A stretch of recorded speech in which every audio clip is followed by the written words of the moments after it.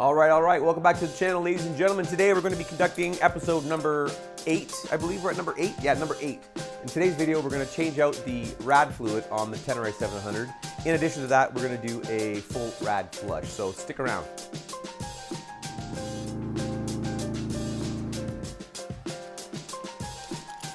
All right, so the first thing you're going to want to do is go ahead and remove the side air scoop. So we'll go and do that now.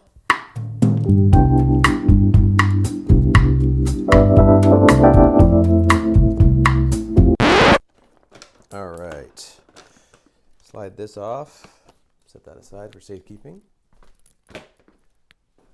All right, so we have access to the rad, and there is a small screw on here which we have to loosen, which I'll grab an Allen key for now. So loosen it off, but don't loosen the cap yet. Then what you're going to do is remove the drain bolt and the crush washer that's down here, down below.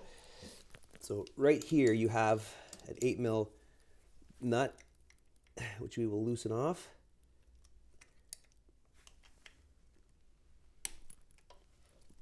And then what you'll do is just loosen it all the way off and then slowly open the radiator cap to allow the flow to commence. Now you'll want to keep your hands obviously clean. I'm going to put some gloves on now. There we go. Safety first, folks. Safety first. If you have any animals that typically roam around your garage, you're going to want to keep them away from this because the coolant has a sweet taste to it and animals can be attracted to it. So anyways, moving on. Drain bolts out, crush washers off obviously with it, and you're going to just release the cap and open it up slowly, and the fluid should begin to pour out as you loosen it off. This is the first time I've actually had this cap off, and it's being a little bit cantankerous. There we go. Keep going. There we go.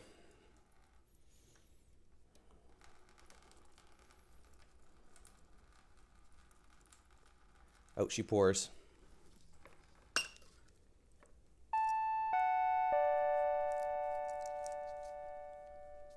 Gonna go ahead and order a cleanup in aisle 3 and bring a mop.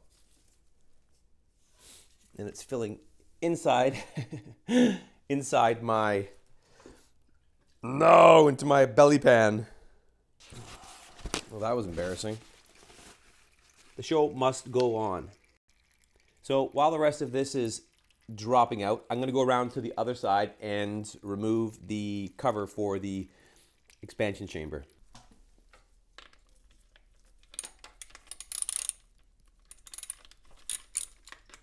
So while the coolant is draining, I'm just going to remove the expansion chamber here so that we can remove the contents of it as well.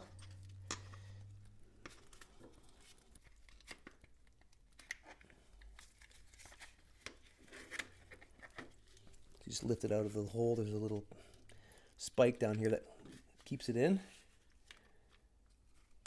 Take the cover off. Like so, and then we'll just simply drain this into the tank as well.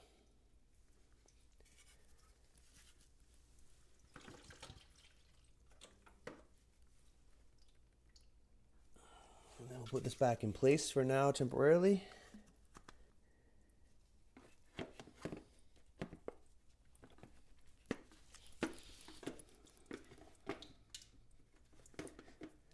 There we go. All right, so now I'm going to go ahead and just put the drain plug back in. Okay, now we're going to grab our mixture of distilled water and distilled vinegar. So this is a 50-50 mix, which I've made in advance. And now we're going to go ahead and fill the system back up. I'm just going to grab a funnel, and it takes roughly 1.6 liters. We'll just go ahead and fill this up. And then what we're going to do is we're going to run the bike basically until the fan kicks on, just to get this fully circulated. We'll let the bike cool, which shouldn't be hard today because it's, I don't know, -8 I think out there right now at the wind chill. I'm not sure if you can hear it, but it's a cold one today. And then we'll let the bike cool down, yeah. And then we'll fill it up again with just distilled water to flush out the distilled vinegar. I'm going to go ahead and put the cap back on.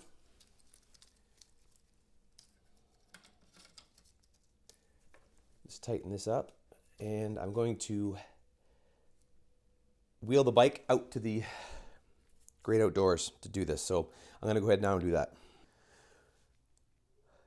All right, so we are back. The bike is cooled off now. I just let it run for about 15 minutes. It's pretty cold out, so it took a while to get it just over that 100-degree mark. So the bike is cooled down. I'm going to go ahead now and remove the drain bolt again so that we can flush out the mixture of the distilled vinegar and water. And this time, I'm going to use a funnel instead of creating that massive mess. See, guys, I do these things so you don't have to. Okay, now I'll just loosen off the cap.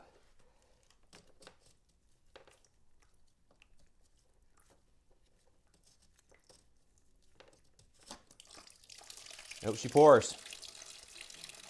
So you can see, even though I drained it and flushed it, there's still quite a bit of colorant inside the system. So I'm going to flush it again with pure distilled water.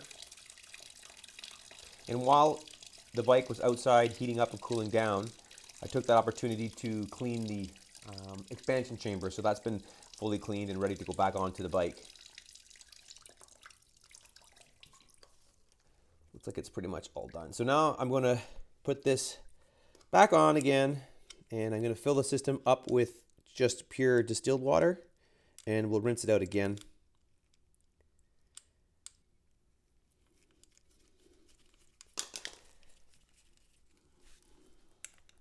Tighten that up a little bit. I'll grab my jug of Watata.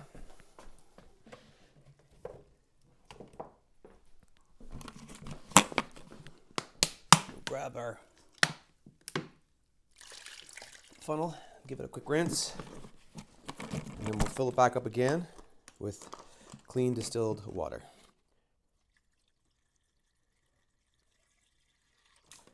Okay, I think that's full. Perfect.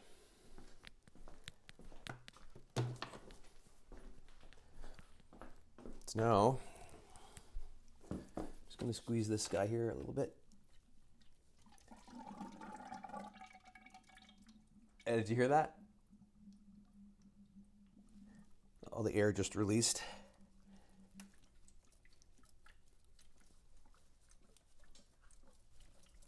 There we go. I'll put just a little bit more in there. One great thing about these videos is whoever buys this bike, not that I'm looking to sell it right now, but when I do, they will have a full diary of all of the maintenance that I've done to the bike. It's amazing how much more fluid it'll take once that airlock is out. There we go. Perfect. A little bit has leaked through the hose. That's great. I'm not sure how you guys keep track of your maintenance, but I have an app called Cycle Log, and it's great because you can add multiple bikes in there, but it allows you to document all of your maintenance, tires, air filter changes, oil changes, obviously, any purchases you do for the bike, you can actually log inside of this. And it's great when you turn around to sell the bike, you can export it, and the next owner will have all that information on hand. So it's a great thing to do. Now I'll loosen this off again.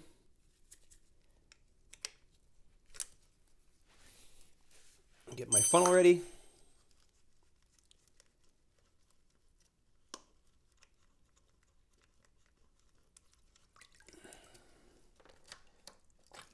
And now it's coming out nice and clean, nice and clear.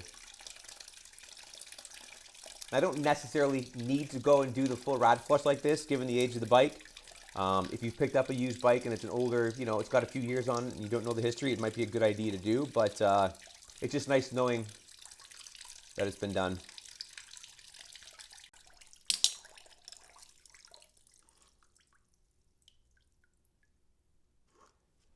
That's great. I feel good about that. Okay, so now that we've got all of the water drained out of the system, we can go now. I put a new pressure washer on the drain bolt. I didn't have one. And so now we will just go ahead and thread this back in.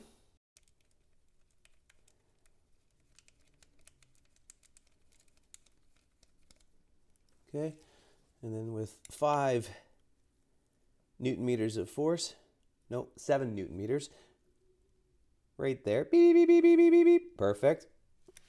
Now we can go ahead and fill up the rad with our antifreeze. So my local dealer had the Honda stuff here, so we're going to go ahead and use that. This is type 2, 50-50 mix.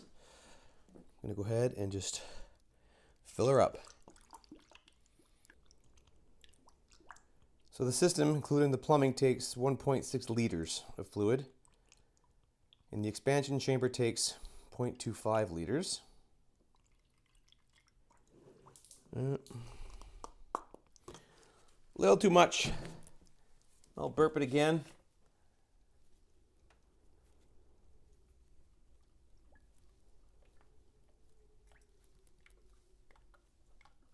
That's good. When I'm squeezing the rubber hose, I can see the level rising and lowering, so I know that I've got the full amount. Just going to put a tiny little bit more in there. Perfect.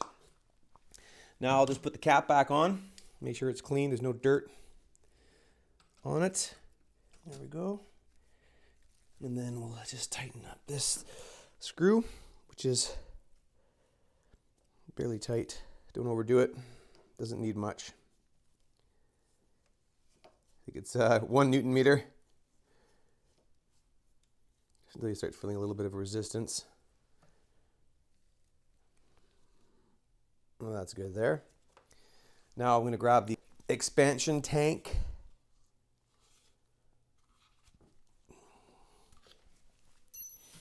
And I'm just going to fill this up off the bike up to the maximum line, which is right here.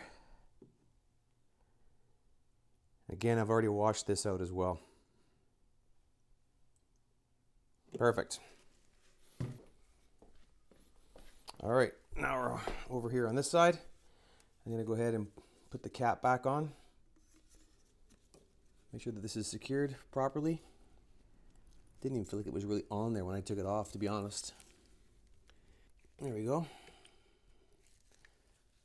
Okay, before you pop this in there, there's a small little hole in the bottom here of the cover, which needs to go on first. You can then put this quick connector in the hole, snap that, put that nipple back in the hole and the rubber grommet in there, and then you can fasten it back to the mount here. And that's it.